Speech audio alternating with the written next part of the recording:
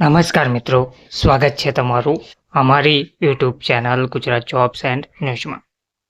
મિત્રો, આંગણવાડી બહેનોને લઈને મંત્રી ભાનુબેન બાબરિયા દ્વારા મહત્વની અપડેટ સામે આવી છે।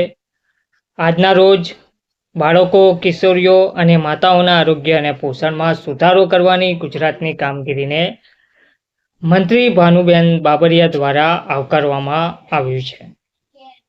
રાજ્ય સરકાર દ્વારા પોષણ અભિયાન હેઠળ સ્વચ્છ અને સમૃદ્ધ રાજ્ય સમાજના નિર્માણ માટે સતત પ્રયાસો કરવામાં આવી રહ્યા છે, જેમાં રાજ્યના દરેક નાગરિક, ખાસ કરીને બાળકો, માતાઓ અને કિશોરીઓના પોષણને સુનિશ્ચિત કરવા માટે નવીન અને પરિણામલક્ષી પગલાં લેવામાં આવી રહ્યા છે।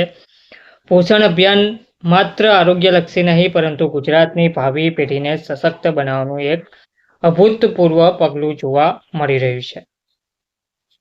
સમાજના દરેક વર્ગ સુધી પોષણની પહોંચ સુનિશ્ચિત કરી ગુજરાત સરકારે આ ક્ષેત્રે દેશભરમાં એક ઉદાહરણ સ્થાપિત કર્યું છે। મહિલા અને બાળ વિકાસ મંત્રી ભાનુબેન બાબરિયાએ જણાવ્યું હતું કે ગુજરાતે આહાર એ જ ઔષધ એ મંત્રને સાકાર કરતા પોષણ ઉત્સવ થકી બાળકો, કિશોરીઓ અને માતાઓના આરોગ્ય અને પોષણમાં સુધારો કરવા માટે નોંધનીય કામગીરી કરી સમગ્ર દેશ માટે ઉદાહરણ પૂરું પાડ્યું છે।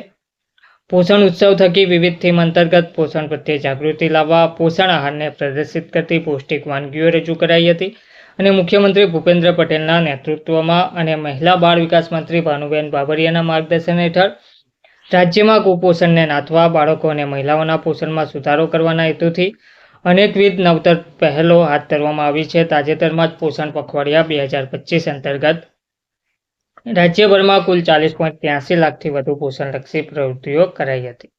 આ કાર્યક્રમમાં મેયર મીરાબેન પટેલ, જિલ્લા પંચાયત પ્રમુખ શિલ્પાબેન પટેલ, મહિલા અને બાળ સમિતિના ચેરમેન હેમાબેન ભટ્ટ, મહિલા અને બાળ વિકાસ વિભાગ કમિશનર સચિવ રાકેશ શંકર, મહિલા અને બાળ વિકાસ વિભાગ ICDS commissioner doctor Ranjit Kumar Singh, સંબંધિત વિભાગના અધિકારીઓ, કર્મચારીઓ, આંગણવાડી કાર્યકરો, મુખ્ય સેવિકા, વાલીઓ, કિશોરીઓ અને બાળકો મોટી સંખ્યામાં ઉપસ્થિત રહ્યા હતા। ધન્યવાદ।